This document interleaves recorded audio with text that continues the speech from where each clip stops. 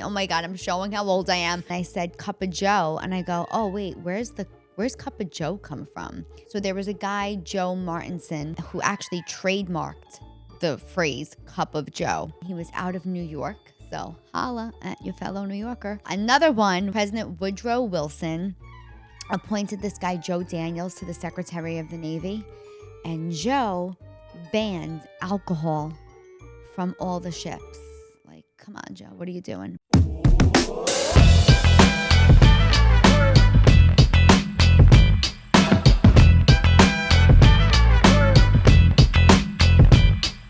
Cawfee Talk. Good morning, everybody. Happy Monday. It's Tara Cannistraci here with Cawfee Talk. Today, my cup of coffee, or my cup of Joe, as some refer to it, is black with just a little bit of cinnamon. Hate the word. Cinnamon. Am I saying it right, V? Cinnamon. Cinnamon. All right. Thanks, guys. Bear with me. I wanted to greet you guys this morning with a little bit of a history lesson. I've been doing these like words and phrases on the street. A recent one was like Johnny Pump, where we refer to a fire hydrant as a Johnny Pump. Or I did another saying that my mother always used to say, like, oh, he doesn't have a pot to piss in, to refer to somebody as being broke. And I've been loving the responses from you guys on these posts, because you guys are kind of giving me and educating me on the history of where these things came from. And it's so funny because when I started this, doing these words and phrases, I really did it for nostalgia purposes, because I felt so connected to you guys when I would say these words and phrases and you guys would say that your family members said them or that you still say them.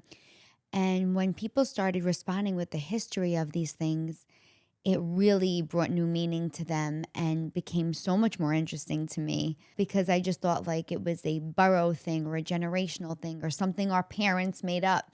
But then come to find out, some of these phrases came from decades and decades before even them, which to me just brings even more meaning to the fact that in 2024 that I'm posting them and saying them, and you guys, they're resonating with you guys. And I just thought that was really cool. So I was actually getting ready this morning, and I was like, all right, let's start Cawfee Talk. And I said cup of Joe, and I go, oh wait, where's cup of Joe come from?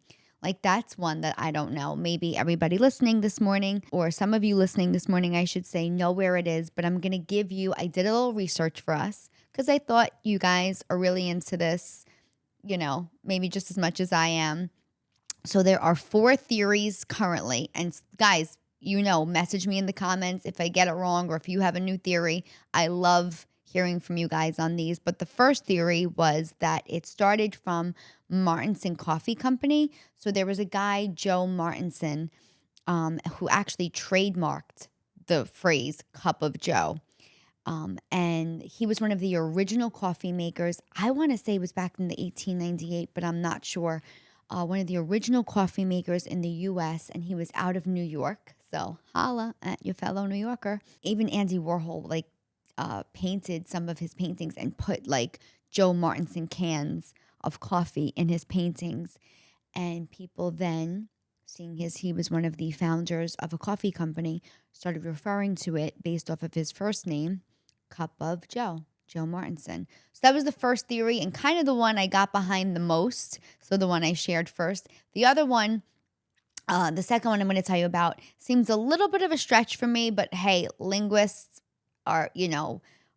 say that they think that it derived from this. And I do think a lot of even the Italian words and phrases I use usually come from a different Italian word, and we've changed it or Americanized it here. So this is definitely a possible theory for cup of Joe. It's that it derived from the word jamoke, which was originated from the words Java and mocha. They put that together and would call it jamoke. And then eventually from jamoke, it got shortened, abbreviated to Joe. So from jamoke to Joe. Listen, it's possible. I know people get mad when I say prosciutto, not prosciutto, or, mozzarella, not mozzarella. So maybe jamoke Joe. I don't know. It didn't feel right, but I don't know. Linguists believe that that's where it started, so I'll buy it. Another one was from 1913. President Woodrow Wilson appointed this guy, Joe Daniels, to the Secretary of the Navy. And Joe banned alcohol from all the ships. Like, come on, Joe, what are you doing? But no, he banned alcohol. And so technically, or essentially the strongest drink you could get on a ship would be a cup of coffee. And sailors are referring to their boss that they probably did not like for banning alcohol would refer to the coffee as a cup of joe, seeing as that was the strongest drink he would allow on the ships. That I kind of buy, but I think because the Martinson thing was like before this, I went to like the original theory. But if you guys think that Joe Daniels is a legitimate answer for why I'm calling this a cup of joe, let me know. And then lastly, there's one more, and I always think this is cool because I love the idea of the working class starting anything. Joe being a common name, it was probably in post-World War II, like in the 30s or 40s, a lot of the working men were referred to as Joes, even if Joe wasn't your name. It's like the average Joe. So working men were referred to as Joes. And if you think back to the 30s and 40s, that's when diners kind of originated. So probably where most working class men went for breakfast, ordered a cup of coffee, a cup of joe, if they were referred to as Joes. I do like that. It is a few decades after the Martinson theory, but I'll definitely buy it. Cup of joe from the working man, and I'm a working woman in front of a camera on a Monday morning for you fine people. So whatever you're drinking this morning, I'm going to take a sip of mine. Let me know what you think on the theory of cup of joe.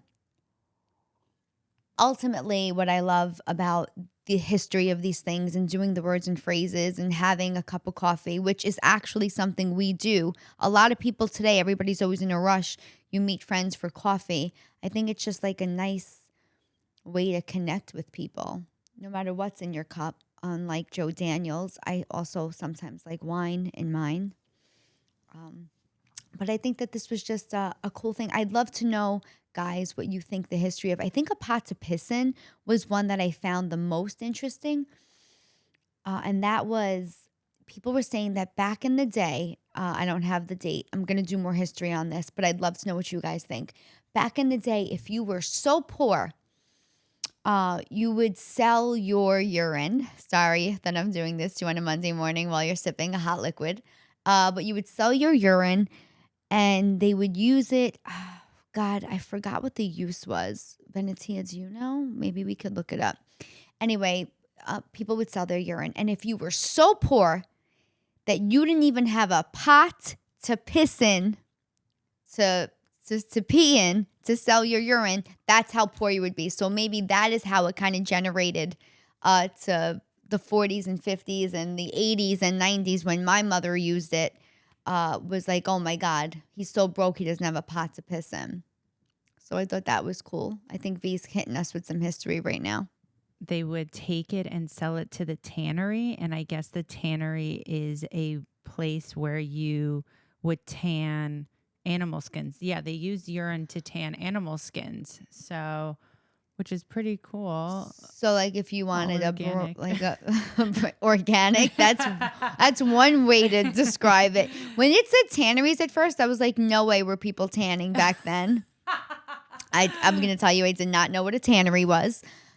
So I guess like if it was like sheep or wool and you wanted it to be like yellow or brown. Yeah, because I guess that when you first try to grab something to make it, into a leather, it can't there's a process to it. Like it's drying it, there's putting like certain products on it. And I guess like, leather is like one of the oldest things around. It kind of makes sense that they would use all like just what they had on hand, i.e. urine. I don't think I will ever look at a yellow or brown leather couch the same in my life. But and when did that generate? Because what's so cool about it is, think about it.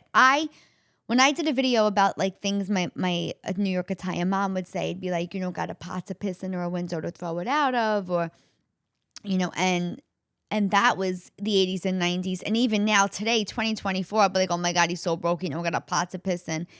But my mother had to hear it probably from her. So how many years ago did it originate from? We don't know. It was decades ago, though, way before. I think it was definitely in the 1800s. This is So for sure. wild. It says that it was. It says that urine was very important to the textile industry in the 16th century, specifically in England. Yeah. Yeah. I mean, that's pretty cool to also have your piss to sell it. It's good way of income. Right now, it'd probably be better than stand-up comedy. So, if there's still a market out there, no. But like, it's the same kind of like as Johnny Pump too. Like a lot of people gave me the history of Johnny Pump when I was posting it. There were also different theories on it. On Johnny Pump. Even when we did pizza, a lot of people, I was like, where did pizza originate from? A lot of people didn't even say Italy when we asked them on the street, which like bugged me out. Because it's like, where else would you think pizza would have been invented? Specifically, it was Naples. I did appreciate that a lot of people said Sicily because I'm half Sicilian, but it really originated in Naples. So real quick, sorry to interrupt about pizza.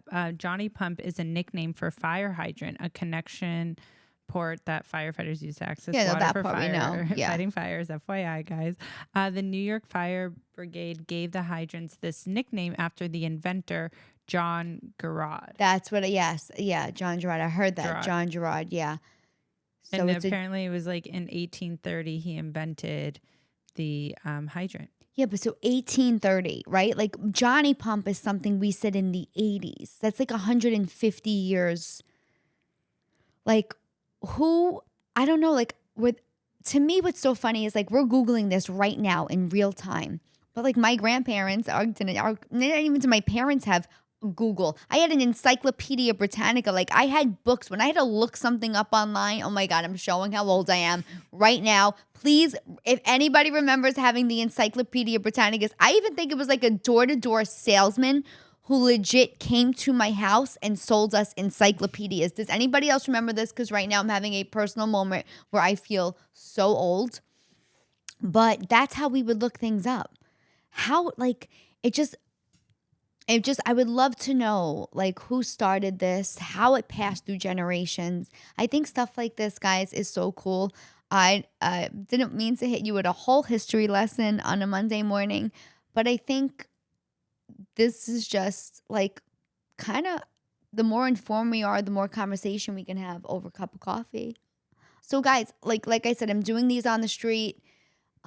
I want to get more in depth about the history of these things. I want to know where you first heard them. So please, in the comments or message me. I'd love to know who in your family used or referred to these things, the terms that I use on my social media.